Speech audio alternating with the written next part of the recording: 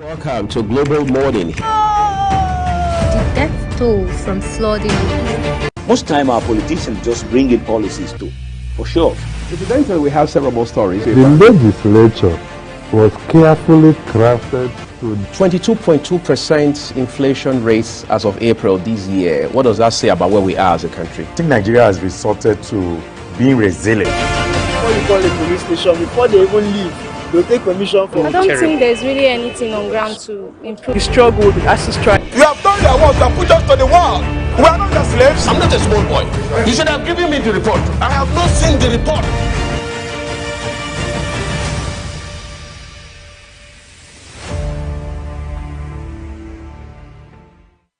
Welcome to Global Morning. The death toll from flooding. Most time our politicians just bring in policies too, for sure. Good morning and welcome to Africa's finest breakfast show, Global Morning on Global Television. And indeed, it's the second day of February 2024. Some call it the love month, but call it a serious month, the second month of the year 2024. And we're in with a shout as we look forward to a very brilliant day ahead. As usual, we'll be giving you the very best of everything there is in the African continent, talking about the big stories and the happenings in Africa's largest black nation, talking about Nigeria. Some very interesting happenings going on as regards the federal government's quest to ensure that Nigeria remains safe for everybody as the citizens and also diplomats.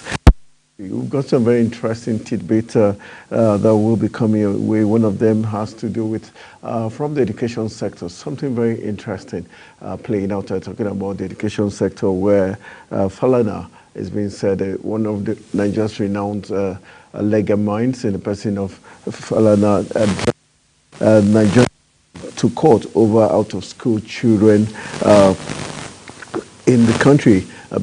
Based on the United Nations recent report that says as much as 20.2 million Nigerian children are out of school. These are another very interesting talking point, what we'll be giving to you. Also, the FCT minister is also able to shout, threatening contractors, if you do a poor job for me, you're going to refund me my money. This is another interesting talking point is what we'll be dishing out for you today, Friday, the 2nd of February, 2024. We'll go for a very quick break, a very quick one. When we return, the program will start in full blast.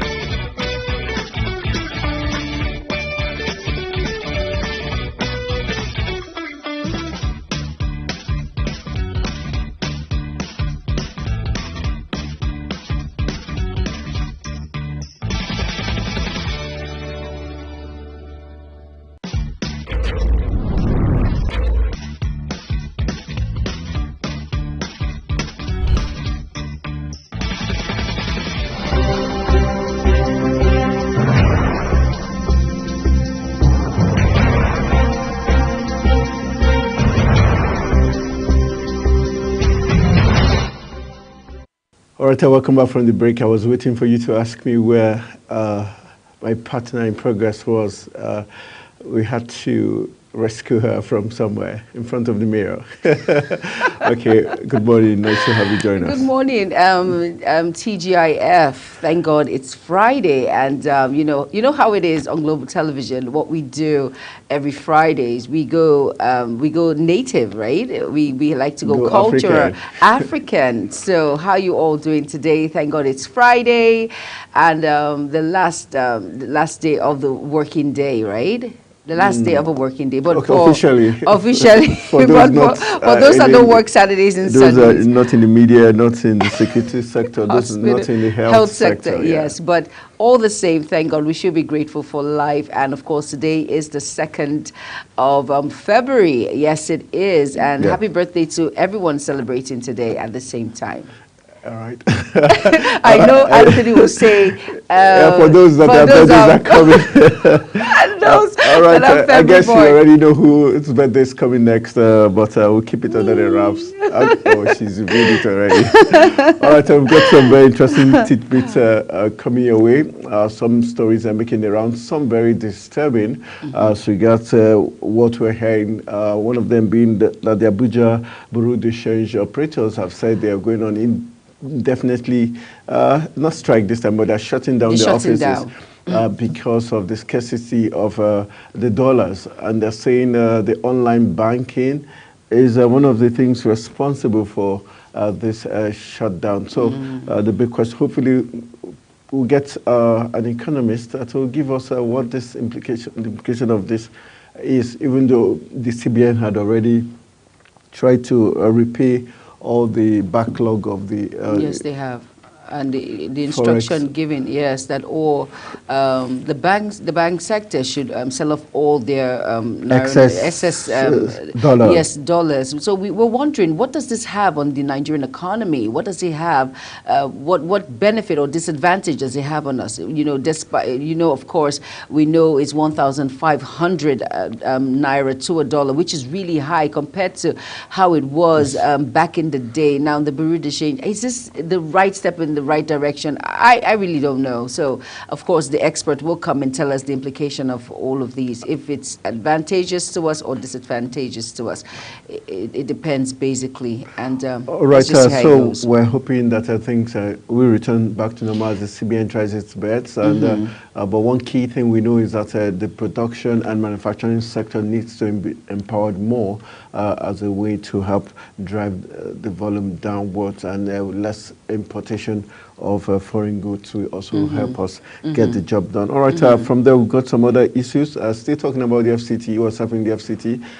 The Minister of the FCT, Nyesom Wike, yesterday, during the flag of road construction, did say that contractors who do poor jobs will have the monies returned back to him. Though it might sound like a joke, but he's always serious when he says this. But I think that's a good way to get the contractors to do the right thing, and ensure that the right job is done. Yes, of course. And of course, it is a step in the right direction, because some of these contractors, they just do haphazard jobs. Haphazard purse. Thinking the government would not expect it. Exactly. There was a minister who, I think he was in 2 days ago, that actually went up, is it Umahi or one of the ministers, I'm trying to remember, that went up and actually touched the road in which one of the contractors were working, and he says, what is this? What is this? And he got water. What is this? This is our roads, and you're using this sort of materials for our roads. This is not right. David Umahi, David Umahi had said he wanted them to use concrete. And they were using clay. So, and he was, what is this? This is clay. This is not concrete. So you're off, you're suspended from this. And if people would actually go out and do their jobs, just like these individuals in this sec, I think that's the way forward for us. Everyone knows that it's not haphazard anymore. It's not, let me just collect the money and do what I have to do and leave. You're being monitored. There's scrutiny when it comes to, once the contract is given to you, it is followed through. So that's an amazing step, really. All right, so still looking at things that are playing out in Africa's biggest black nation, Nigeria, we've got something interesting in the education sector where Falana, one of Nigeria's revered lawyers, had sued the federal government, the Minister of Education, the FCT Minister, Beck, talking about universal basic education, and the 36 Attorney Generals of the Federation of States, saying that they have to, as a matter of urgency, based on the United Nations recent report that says 20.2 million Nigerian children were out of school. And so he says, because of that, that's why he sued them, saying that the federal government should bring catapult funding of 68 billion naira based on the free education that the universal basic education law posits. So they have to go by that law, and that's what he's asking the court to direct the federal government to get it done. So it's a very laudable action by Falana, because I think this is going to actually help force the federal government to do what the law says, the Universal Basic Education Act, which stipulates that children should, that section 2, subsection 1 of the provisions states that Nigerian children should have free basic education from very primary important. to junior secondary. Yes, very important. So I think it's want to give him kudos for taking that initiative, talking about these provisions of section 2, subsection 1 of compulsory free universal basic education act, laws of the Federation of Nigeria. So it tells you these are laws, but the federal government do not, maintain or keep to what the the laws are saying. So I think Falana, kudos to you and your team. We hope that it's another team now for the courts to enforce these provisions stated by the Universal Basic Education Act of 2004. So I think that's really positive on the part of Falana for taking that very bold step. All right, very interesting things are still happening in Nigeria. One other big one has to do with the aviation sector, where we had to do with the Minister of Aviation and Aerospace. Festus Keyamo. Keyamo, he says as much as 1 billion naira was spent just last year because talking about the FAN staff shuttling from Abuja to Lagos. They spent a total of 450 million naira because their office is in Lagos, but because they were ordered to move to Abuja by the former Minister of Aviation, Hadi Sirika, who is under investigation for his Nigerian Air scam project. So it tells you that the federal government has a reason for whatever they do. The story just says the Minister of Aviation and Aerospace Development, Festus Keyamo, says Nigerian government spends 1 billion naira on duty, tour allowance, and air tickets for Federal Airport Authority of Nigeria FAN officers who travel back and forth from Abuja to Lagos annually. Keyamo disclosed this on Thursday, clarifying the 500 million FAN workers DTA comment on channel. And he also mentioned that when I was shown the book, I realized I like what he said. He said, I shouted. It says 450 million naira was spent on flight tickets for staff moving from Lagos to Abuja daily in a year.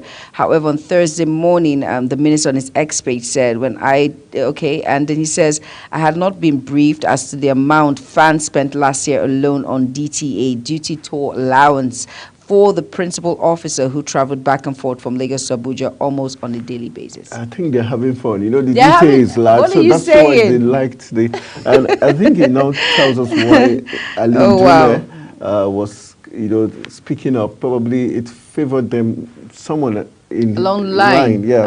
Because if you 1 billion naira, that's a lot. That's a lot. So you travel from, like you're going to Wuse Market every day, just. That's an exclusion of their DTA, of course. So that's a lot of money. That's a lot. So of money. Nigeria, the federal government is going to save us 1 billion naira. That's I think it's amazing. Kudos to Festus Keyamo for taking that bold step. And I think this is one of the things Hadi Sirika, the former minister, has to also answer. Why force them in 2020 to move to Abuja when you knew that there was going to be this cost implication? Of course. So sometimes individuals just love to cover their tracks.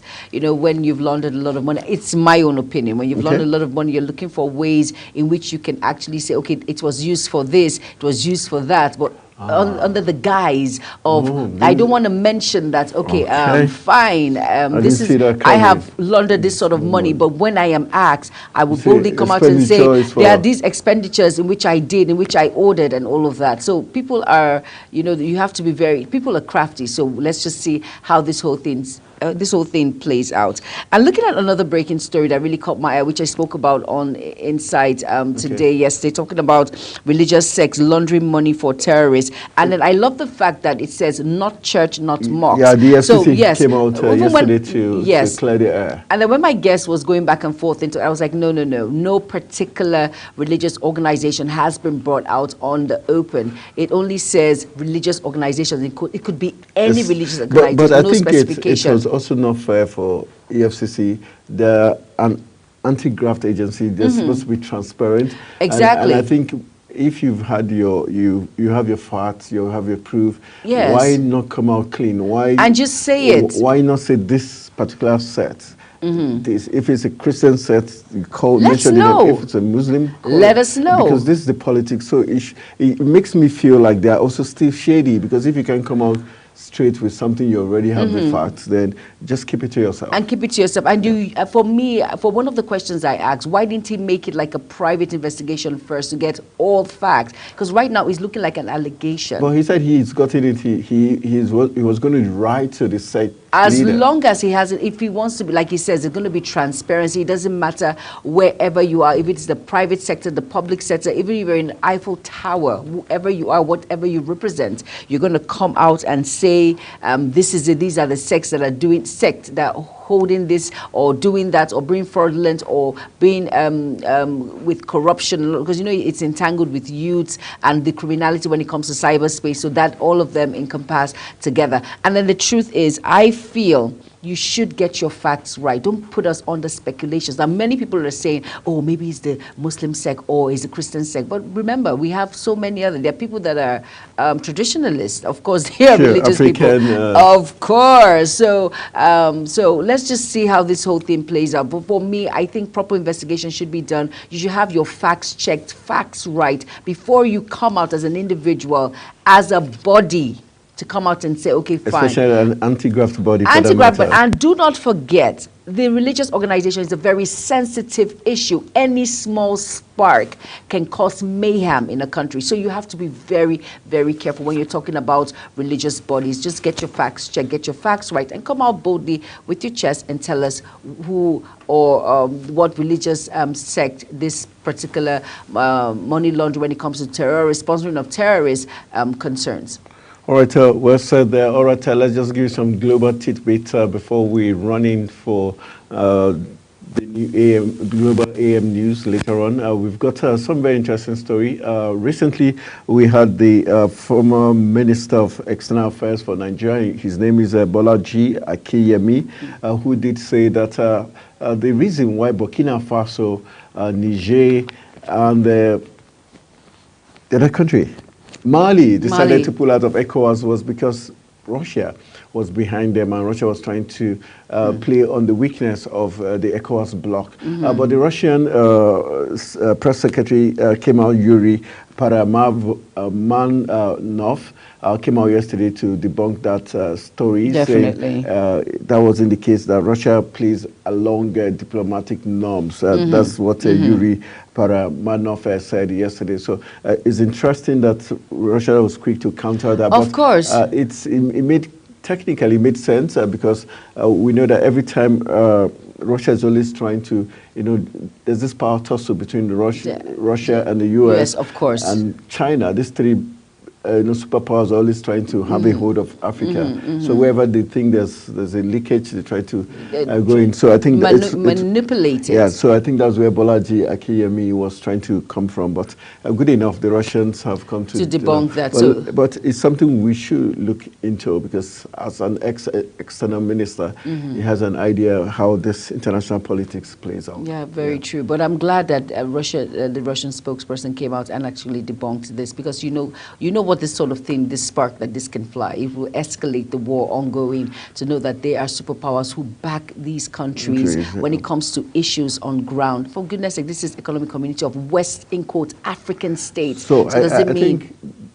that will, all these superpowers will always interfere. And this is one of the reasons, you know, Mali, Niger, and of course Burkina Faso came out and said they are going outside the norms of their forefathers because of external interferences when it comes to issues. That means they're guilty as charged. Of course, they're guilty as charged. So we have to look at it and critically, and then let's see how their sanctions will play out. If, well, let's just see how it goes. All right, just yesterday we had the press conference that's talking about the Palestinian envoy to Nigeria yesterday. Abdullah did make sue for peace, so to say, saying he thinks the Israelis and the Palestinians have a shared responsibility and benefit if there's peace. So we hope that that message will be taken back to Gaza. And they also, he technically, though he was forced to answer the question if the Palestinians had come out to denounce the actions of Hamas, if things were going to be better, he did not come out plain, but somewhere along there he said, yes, the IPO, or that's their organization, the Palestinian organization, wasn't in support of it. They always wanted something of non-violence. Of course. So let's hope that message will be passed back to Gaza Strip. And hopefully. But a lot of accusations to Israel, and he was giving thumbs up to South Africa. So hope everything goes on well. All we want is peace. A lot of people have died in the course of this war when it comes to Gaza and Hamas. It's really, really sad, really. Many people, no exclusion of anyone, both men, women, and of course children. All right, I would like you to take the story of Samuel Okoroji. We know that today is a very special day for Nigerians. And Nigeria, we'll be talking about Samuel Okoroji today as the Super Eagles face the Pelagas Negras of Angola. Remember in 1989, this young man you see on your screen died. And the previous picture before this, it was very interesting.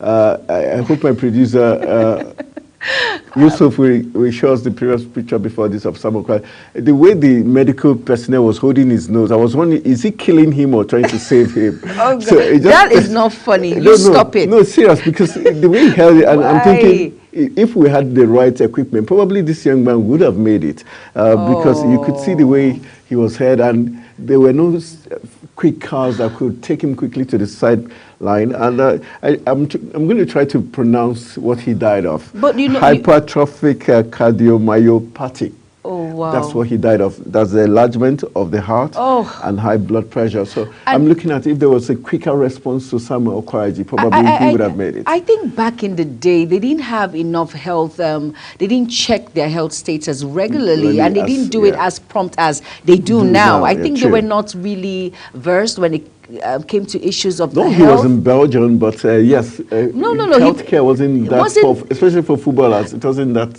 taking that serious. The only time you take it serious is when you're doing your medicals, you want to move to a new club. Exactly. It wasn't as regular as it is right now. Checking your blood pressure, all of those, what do you call it now? Vital signs. Vital signs, very important. Back in it, you know, we are Africans. We feel we can just rough it out. We can rug it out. We're fine.